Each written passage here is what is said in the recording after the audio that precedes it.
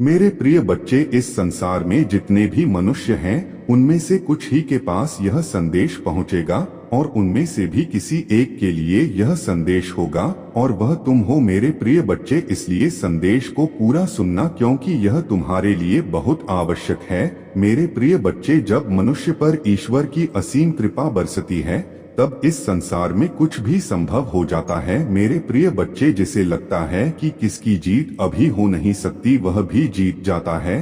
जिसे लगता है कि वह जीवन भर गरीबी में जिएगा, वह अपने कुल में सबसे अधिक समृद्धि बन जाता है।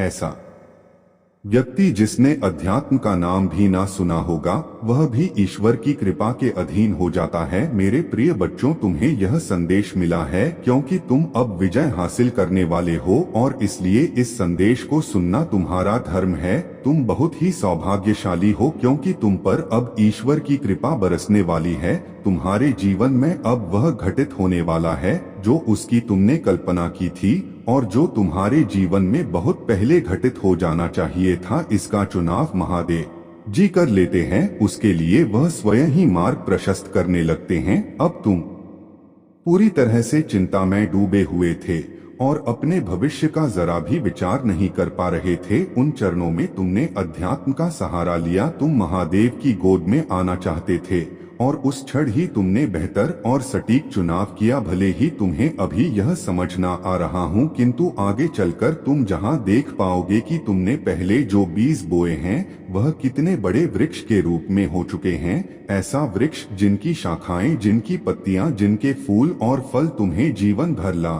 देने वाले हैं। मेरे प्रिय बच्चों, मुझे ज्ञात है तुम अपने जीवन में प्रेम के लिए बहुत ज्यादा तरसे हो। सदा ही तुम सामान्य प्रेम की चाहत रखते हो। मेरे प्रिय बच्चे, मुझे ज्ञात है कि अब तुम बचपन में कई बार प्रेम की अभिलाषा में रोते थे। कई बार तुम्हारे मन में बस यही प्रश्न उठता था कि क्या तुम्हारा जीवन इसी प्रकार से बीत जाएगा, और मैं वह सब देखकर बहुत उदास होता था। तुम्हारे साथ साथ मैं भी रोता था, क्योंकि मैं तुमसे अलग नहीं हूँ, मैं भी तुम्हारा हृदय में निवास करता हूँ। इसलिए जो भाव तुम्हारे भीतर उठाते हैं, वही भाव मेरे भीतर भी उत्पन्न होने लगते हैं। और प्रेम की कामना तो तुमने सदा से ही की है। सदा तुम यही चाहते आए हो कि कोई ऐसा हो जो तुम्हारी बात बिना कहे समझ जाए, और जो तुम्हारे लिए सहारा प्रदान करे, जिसके सीने पर तुम अपना सर रखकर स्वतंत्र महसूस कर सको और जीवन के बंधनों से मुक्त महसूस कर पाओ। यही तुम्हारे लिए मोक्ष की परिभाषा रही है।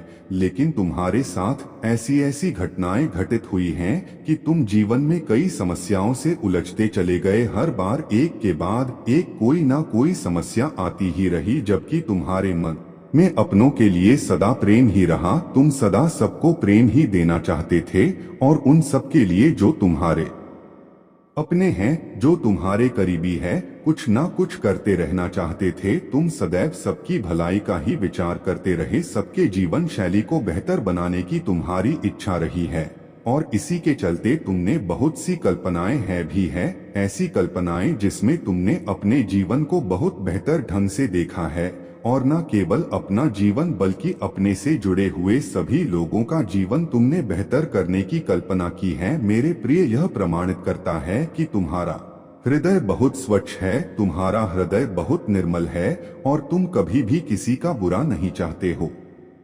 मेरे प्रिय बच्चे, मैं जानता हूँ कि अभाव में बहुत सा समय बिता दिया है तुमने, और सदा ही किसी न किसी का प्रभाव भी तुम्हारे जीवन पर पड़ता रहा है, लेकिन एक सटीक उचित फैसला तुम कभी ले नहीं पाए। कोई ऐसा फैसला जो तुम्हें प्रगति की उस सीढ़ी तक पहुँचा दे, जो तुम्हारी मंजिल तक तुम्हें पहुँचने में मददगार साबित हो। लेकिन समय बदलता है, दौर बदलता है, और सुख दुख एक चक्र की तरह होते हैं। बहुत सा समय तुमने दुख में बिता दिया है, लेकिन अब यह पहिया घूम चला है, अब चक्र घूम चला है।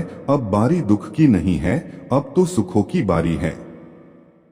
तुम्हारी कल्पनाओं को सच करने के दिन अब आ चुके हैं। सदा सुखी रहो, कल्याण हो तुम्हारा। ओम नमः शिवाय।